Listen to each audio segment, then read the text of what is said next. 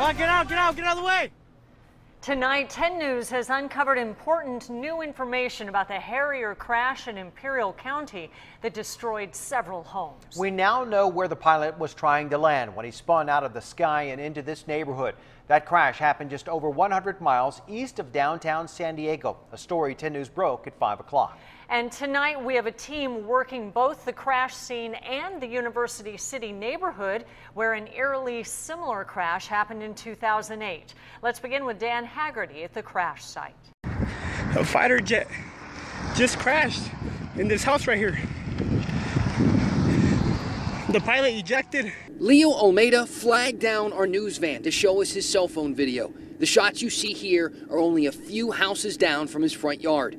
Watch out! Get back! Get back! Get back! Get back! You actually saw it falling and spinning to the ground? Right. I saw it falling from the sky, spinning out of control. And then right when it exploded, we ran out there. A Harrier jet, authorities on scene told me, was headed from Yuma to Miramar when it fell from the sky as the pilot ejected. Get out of the way! What about the people from the house? It landed in a ball of flames that torched cars and homes, destroying 3 houses and evacuating an entire block. What is that popping out? Something's popping out! Careful, guys! That popping is ammo. Police told me one of the homeowners had weapons, and the heat from the jet fuel set off the bullets. We're learning now the jet's pilot had apparently noticed problems with his plane moments before he lost control. This neighborhood sits against the Imperial County Airport, and a worker there said off camera that the pilot was cleared to make an emergency landing just before he went down, and that's why he was flying over these homes. What about the guy supposed to be in there? The pilot didn't suffer any serious injuries and should help military investigators figure out how and why this happened. And we know that 5 houses in all were involved in this. 3 were destroyed. 2 others had to be evacuated. We're talking about 22 people here. A lot of folks, including children, that don't have anywhere to stay tonight.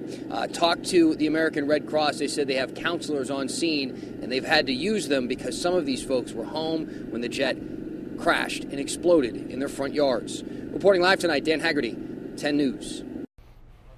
This map shows you the timeline for the pilot. He was based here out of MCAS Yuma and was flying here over Imperial County when he ran into trouble. He was given clearance to land here at the Imperial County Airport, but eventually crashed right here about 3.8 miles away. Right nearby is the El Centro Naval Air Station as well. Team 10 looked into the crash records of the Harrier and discovered there have been at least 10 crashes since 1996. The most recent before today was this crash last month in Phoenix. According to the Yuma Sun, all of the crashes have happened in California and Arizona. Only one was deadly. The first crash back in 1996 when the pilot was killed. And tonight's crash brought back some very painful memories for families living in one University City neighborhood. The 10 News reporter Rial Creighton went back to that neighborhood hit by an FA-18 in 2008 and found one woman who rebuilt her home but lost neighbors forever. Well, tonight, this is a different neighborhood. Many of the homes on this block completely rebuilt after a military plane crashed into this home back in 2008. I'm so surprised why they can happen again. For Sunny Zhuang, 6 years later, the memories are still painful and hard to even think about. No, I cannot see anything at all. I don't want to see.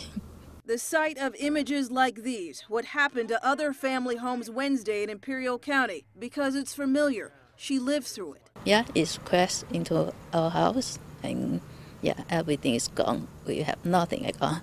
6 years ago, her neighborhood looked like this. In 2008, after an FA-18 fighter jet fell from the sky.